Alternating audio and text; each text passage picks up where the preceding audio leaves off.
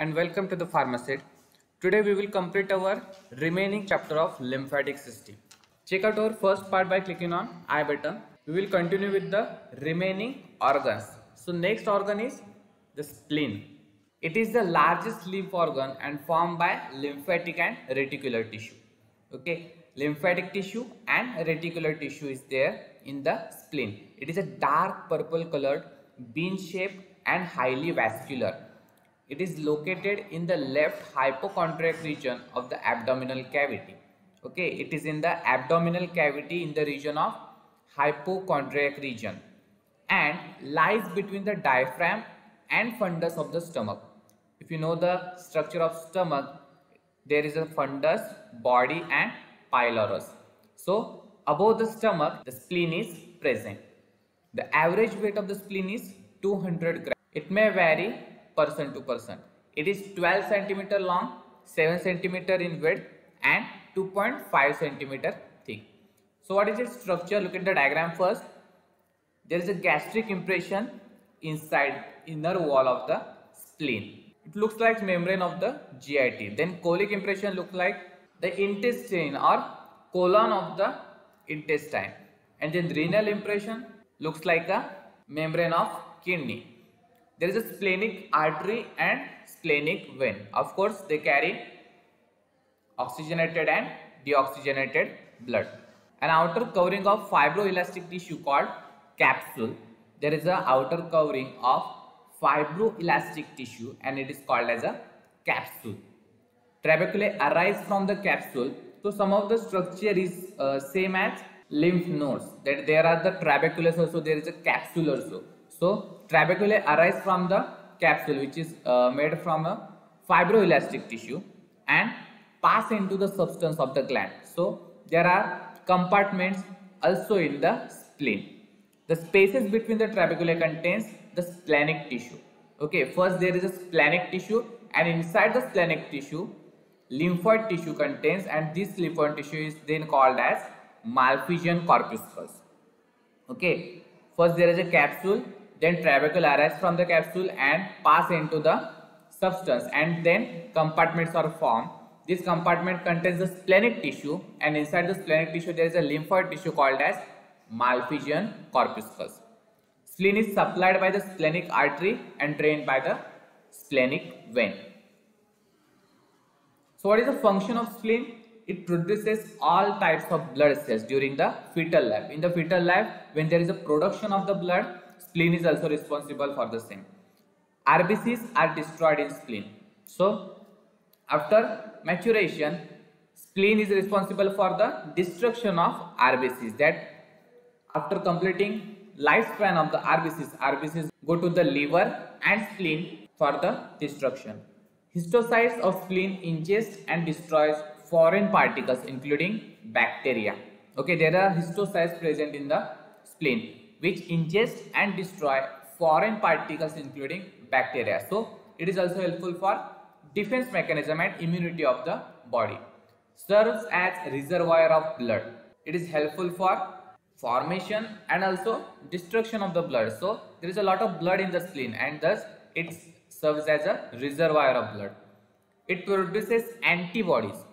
Okay, so it has lymphocyte. It has a lymphoid tissue contained in it. So lymphoid tissue responsible for the production of lymphocytes, and lymphocytes again responsible for the production of antibodies. Our next organ is thymus. Okay, where the thymus is located? It is located in between the two lungs above the heart. So let's look in the diagram. There is a thyroid gland, after that trachea, after that thymus gland. In thymus gland there are two lobes, right lobe and left lobe, and there are septae in between and lobules containing the lymphoid tissue. The gland contains lymphoid tissue. It lies in the thorax behind the sternum but in the front of heart and arc of the aorta. So the thymus gland is located in front of the heart and arc of the aorta. Okay, arc of the aorta is responsible for the flow of blood in the upper part of the body. So, and the thymus is located in the front side of the arc of the aorta. and also behind the sternum. Okay, sternum, where the sternum is located? Sternum is located in the front side of the body's midline and where the ribs are joined by using a cartilage. It weighs about 10 to 15 grams at birth and it grows until puberty. So it is a 10 to 15 grams at birth and it grows until puberty. After that, it gradually decreases in size and shrinks. Thymus, what is the function of thymus? Thymus takes part in the production and maturation of T lymphocytes. So we will continue with the next organ, that is the tonsils. So tonsils we can easily see, they are easily visible in the region of mouth. Tonsils are collection of lymphoid tissue. They are the two tonsils, one each lies on each side of the pharynx and between the pillars of fauces. There are anterior and posterior fauces, in between that there is a tonsil present. They are supplied with the blood and lymphatic vessel. The surface of the tonsil is covered with the mucous membrane which is studded with crypts. So there are various depths in the structure of tonsils. Look in the diagram, there is a tonsillar crypt which is a depth in the structure of tonsils. There are lymph follicles containing the lymphoid tissue which is responsible for the again production of lymphocytes and antibodies. The surface of the tonsil is covered with the mucous membrane which is studded with crypts. Lymphocytes are present in the fluid on the surface of tonsils and are also in the crypts. So there is this is a lymphoid tissue. So it is mainly responsible for the production of lymphocytes and macrophages which are responsible for our defense mechanism. So tonsil generally phagocyte foreign particles and bacteria which are primarily enters into our mouth. Next is Peyer's patches. So Peyer's patches are observable as elongated thickenings of the intestinal epithelium measuring a few centimeters in length. In the membrane of the small intestine, these follicles are found which are oval or round in shape and contain the lymphoid tissue. Okay, the structure is similar to the lymph node, but it is oval and round in shape and mostly found in the layer of the small intestine. Found in the lowest portion of the small intestine, mainly in the distal jejunum and the ileum, but also could be detected in the duodenum. So most of the parts of the small intestine contain these Peyer's patches containing the lymphoid tissue which is responsible for the production of lymphocytes. GALT, it is a gut associated lymphoid tissue. Okay, it is found in a gut, so it is a gut associated lymphoid tissue. Peyer's patches are component of the gut found in the lining of the small intestine. So it is a gut associated lymphoid tissue mainly found in the layer of the small intestine. So the microbes which are there in the small intestine region, these are killed by these lymphocytes produced by the Peyer's patches. Now we have seen the gut associated lymphoid tissue present in small intestine. It is a component of the mucosa associated lymphoid tissue, that is a MALT. Is a diffuse system of small concentration of lymphoid tissue found in various submucosal membranes sides of the body. Means what? The lymphoid tissue is present in the mucosal layer of the various tissues such as gastrointestinal tract, nasopharynx, thyroid, breast, lung, salivary glands, eye and skin.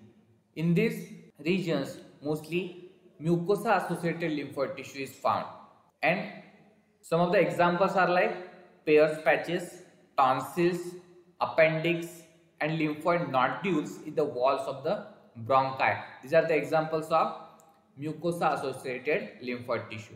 It constitutes about 50% of the lymphoid tissue in human body. So the percentage is more, that is a 50% of the lymphoid tissue is mucosa associated.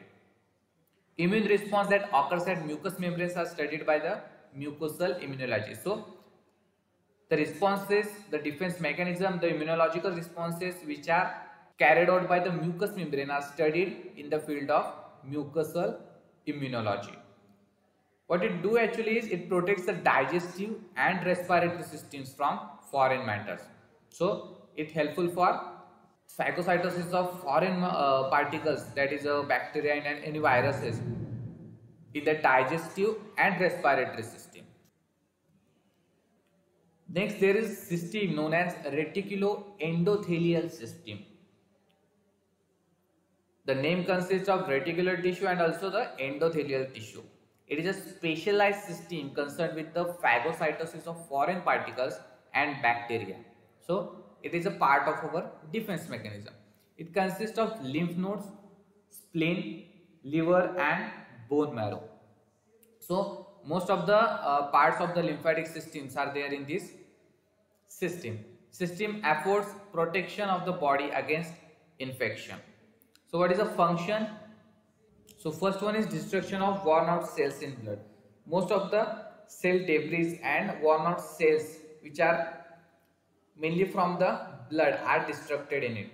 Second is ingestion of the foreign particles including bacteria to kill out all the bacteria and viruses which are there in our blood and lymph. These are killed by the reticuloendothelial system. So it is an aid in defense by producing antibodies. They mainly contain lymphoid tissue and which is responsible for the production of lymphocytes. Lymphocytes are again responsible for the production of antibodies, and antibodies have ability to phagocyte bacteria and viruses. Next we are going to discuss the diseases related to lymphatic system. So first one is lymphangitis.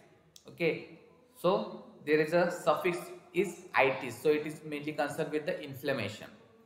Lymphangitis is an inflammation or an infection of the lymphatic channels that occurs as a result of the infection at a site distal to the channel. So when there is an infection to our lymphatic nodes or any lymphatic tissue, lymphangitis may occur. The most common cause of lymphangitis in human is Streptococcus pyogenes. These are the group A Streptococcus bacteria.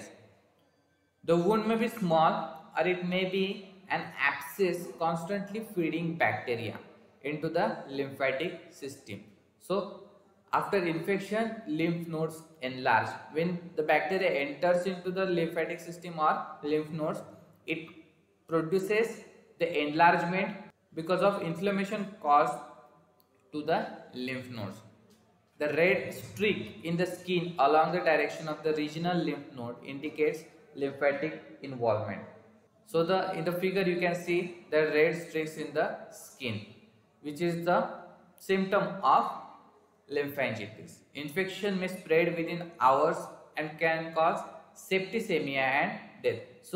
And if not treated, it may be lethal. Next is filariasis.